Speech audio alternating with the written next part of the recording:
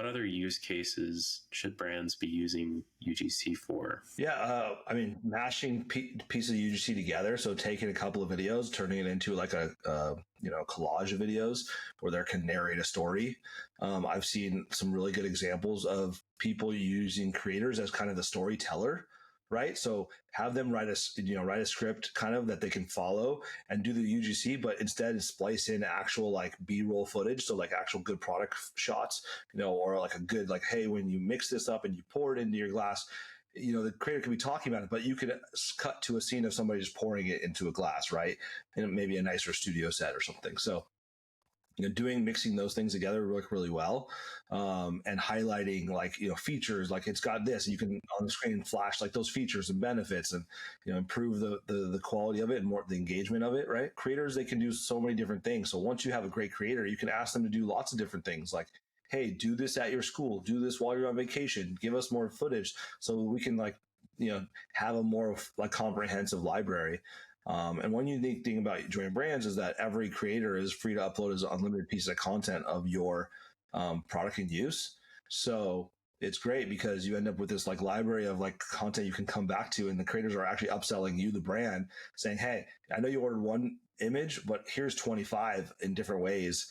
And, you can maybe buy one today and buy one in a week or two, whatever, like if it's good, right? Or even ask them to upload something that you really need. Like, I need you doing one in the bathroom. Another thing about UGC is just the fact that it's completely evergreen. Like, it's never going to not be relevant unless you change something about your packaging or your brand.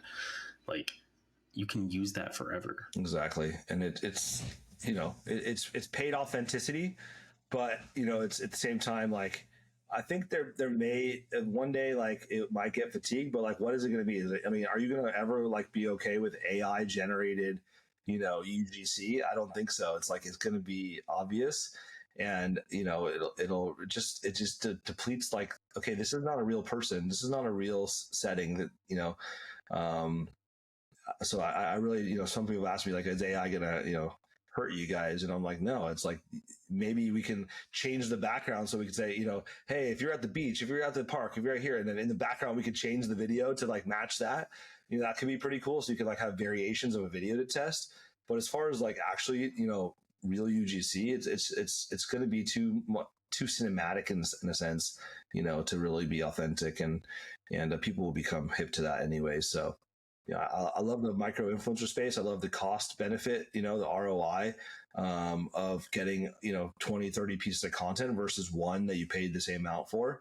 It gives you a lot of options. And it also, like, when people look at your website, they go, wow, there's all these people that like your product, and people that are launching brand new products, they'll go to Join Brands, they'll order 10 or 20 images or videos of that product. They have no sales yet, but now all of a sudden they have all this UGC that they can put on their listing as if they sold a ton of stuff already, or they have like all these brand fans. And so that really helps people go, oh, even though it has no reviews, I'm willing to buy it because I see other people have it and they like it as well.